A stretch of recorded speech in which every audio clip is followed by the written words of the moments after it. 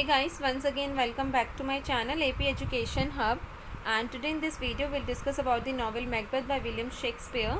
And guys, we'll discuss the Act 3 Scene 5 summary and analysis. And guys, before this video we have already discussed about the introduction, main characters, complete summary and the summary and analysis of the previous acts and previous scenes. सो अगर आप लोगों ने वो सारी videos नहीं देखी हैं और आप देखना चाहते हैं तो मैंने अपने चैनल पर एक प्लेलिस्ट क्रिएट कर रखी है BA ऑनर्स इंग्लिश। उसका लिंक मैं आप लोगों को डिस्क्रिप्शन बॉक्स में दे दूँगी, वहाँ जाकर आप लोग वो सारी वीडियोस देख सकते हैं।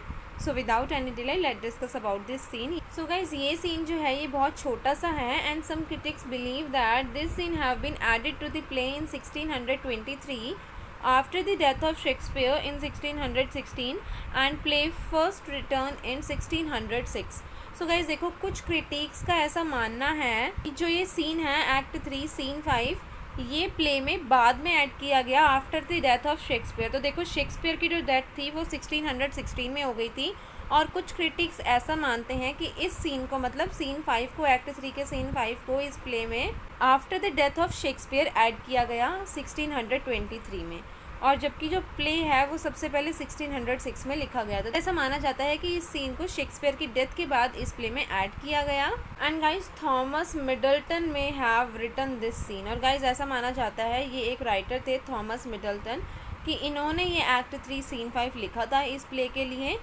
And in this scene witches meet at an open place again. So guys देखो, इस सीन में जो ये 3 विचेस थी, मतलब जो ये 3 सिस्टर्स थी, ये दोबारा से मिलती हैं एक ओपन प्लेस में, खुली जगह में, और इस बार इनसे the goddess of witches Hecate is also there. So इस बार जो है इनसे इनकी जो गॉडेस है ना विचेस की, हेकेट, वो भी इनसे मिलती है। And she gives a lengthy rhyming speech. So guys देखो, ये जो गॉडेस थी विचेस की, ये इन विचेस को एक लंबी सी स्पीच देती है, बहुत लंबी स्पीच होती है और वो थोड़ी राइमिंग में होती है, जैसे किसी नर्सरी क्लास के बच्चे को समझाते हैं उस तरीके से ये गॉडेस यहाँ पर स्पीच देती है राइमिंग वर्जन में। And guys, Hecate scolds them for being indulge in the business of Macbeth without consulting her, for she could have done a better job. तो गाइज देखो, ये जो विचेस की गॉडेस हेकेट थी, ये इन तीनों सिस्टर्स, जो ये 3 विचेस थी ना जो मैकबेथ से मिलती हैं, जब बैंके और मैकबेथ दोनों होते हैं, तो ये गॉडेस उन तीनों विचेस को यहाँ पर डांटती है। क्यों डांटते हैं कि तुम मैकबेथ से क्यों मिली बिना मुझसे कंसल्ट किए हुए, मतलब अगर तुम मैकबेथ से मुझसे कंसल्ट करने के बाद मिलते तो शायद हम कुछ और अच्छा कर पाते। And she says that Macbeth is not devoted to them but to his own ends.